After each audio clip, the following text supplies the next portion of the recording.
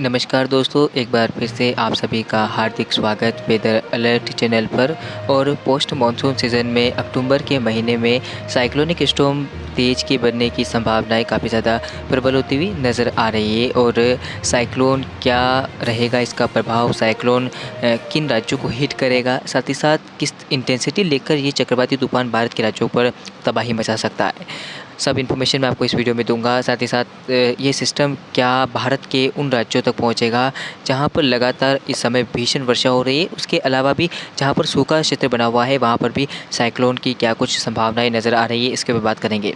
हालांकि हम पूर्वानुमान के तौर पर अभी कह सकते हैं कि सिस्टम बनेगा बंगाल के दक्षिणी व हिंद महासागर से लगे हुए भागों पर। और ये सिस्टम जब वियतनाम थाईलैंड के आसपास के भागों पर एक कम दबाव के क्षेत्र में फॉर्मेशन होगा, आपकी स्क्रीन के सामने मैं आपको दिखा देता हूँ। ये देखिए आप कि किस तरह से ये सिस्टम कम दबाव का क्षेत्र बनेगा 30 सितंबर के आसपास। और 30 सितंबर को ये सिस्टम जब कम दबाव का क्षेत्र बनेगा तो अरब सागर की लगातार जो विंड्स है, जो हवाएं हैं, वो इस सिस्टम को और ताकतवर करेगी, इसकी संभावना है। और लगभग आप देखिए 1 अक्टूबर के दिन ये सिस्टम लगभग डिप्रेशन की इंटेंसिटी लेकर बंगाल के आगे बढ़ता हुआ, यानी कि बंगाल के उत्तर पूर्वी भागों की ओर बढ़ेगा, ऐसी संभावना है। और अब उम्मीदें नज़र आ रही है कि सिस्टम लैंडफॉल कर सकता है ओडिशा के ऊपर। तो कहीं ना कहीं ट्रैक में लगातार निरंतर बदलाव हो रहा है, ये पूरी तरह से स्पष्ट नहीं हो पा रहा है कि सिस्टम एक्चुअल में कहाँ पर लैंडफॉल करेगा। तो ऐसे में हम अभी अगर हम देखें तो चक्रवाती तूफान बनने की संभावना भी प्रबल है। इसके अलावा चक्रवाती तूफान भारत के कई राज्यों पर भीषण तबाही देगा, इसकी संभावना भी है। और आपको बता दूं कि ये system very severe cyclonic storm भी बन सकता है, ऐसी संभावना नज़र आ रही है। साइक्लोनिक स्टॉर्म बनने की तो इसकी संभावनाएं काफ़ी ज़्यादा प्रबल है। तो इस समय आप देख सकते हैं आपके स्क्रीन के सामने कि 1 अक्टूबर की स्थिति है, 1 अक्टूबर को। उसके बाद ये 2 अक्टूबर की स्थिति आप देखिए, 2 अक्टूबर को ये पूरी तरह से चक्रवाती तूफान में परिवर्तन हो जाएगा, ऐसी संभावना है। और ये चक्रवाती तूफान तेज का रूप ले लेगा। तेज का नाम भारत की तरफ से दिया गया है। और जिस तरह से पिछले दिनों साइक्लोनिक स्टॉर्म मोचा आया था, बंगाल की खाड़ी पर बना था, और उसके बाद साइक्लोनिक स्टॉर्म बिपारजॉय, इन दोनों ही चक्रवाती तूफानों ने भारत के कई राज्यों को प्रभावित किया था। खासकर बिपारजॉय ने तो भारत के पश्चिमी तटीय क्षेत्रों पर काफ़ी भीषण वर्षा दी थी और तबाही का मंजर भी देखने को मिला था। गुजरात, राजस्थान सहित कई राज्यों पर इसका ज़्यादा प्रभाव रहा था। और अब नया साइक्लोनिक स्टॉर्म जो आ रहा है उसका नाम है तेज। और ये तेज नाम भारत की तरफ से दिया गया है।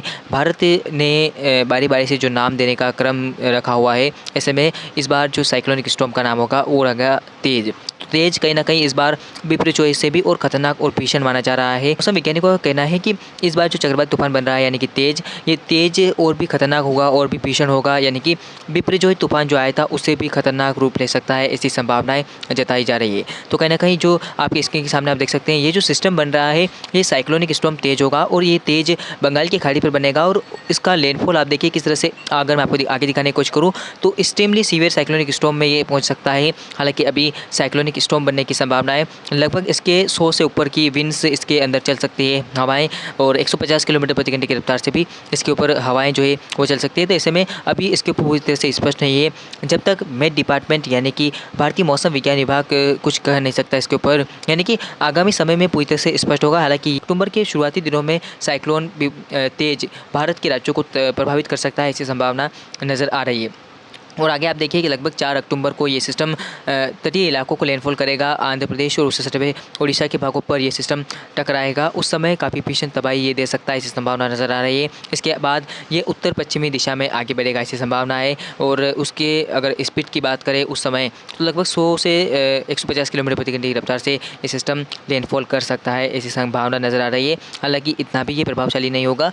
अभी विंड्स के ऊपर यानी कि हवाओं के ऊपर ज़्यादा कुछ कहा नहीं जा सकता, तो इस समय अभी और इंतजार करना पड़ेगा हमें। साथ ही साथ आगे मैं आपको दिखाने की कोशिश करूँ आगे किस तरह का सीन हो सकता है। तो आप देखिए सिस्टम का ट्रैक देखिए आप किस तरह से ये सिस्टम डीप डिप्रेशन की इंटेंसिटी में आगे बढ़ता हुआ, यानी कि हम कह सकते हैं कि जब तटीय इलाकों से टकराएगा उस समय कमज़ोर तो होगा, लेकिन उसके बाद भी ये सिस्टम भीषण चक्रवाती तूफान में तब्दील रहेगा। उसके बाद ये धीरे आगे बढ़ता हुआ कमज़ोर होगा। आप देखिए किस तरह से ये लगभग छत्तीसगढ़ की ओर बढ़ेगा और छत्तीसगढ़ के कई भागों को भीषण वर्षा देगा तेज हवाओं के साथ। और उसके बाद ये सिस्टम आगे बढ़ता हुआ मध्य प्रदेश के ऊपर पहुँचेगा एक डिप्रेशन की इंटेंसिटी में, और उसके बाद ये कम दबाव का क्षेत्र बन जाएगा मध्य प्रदेश के ऊपर जाते जाते।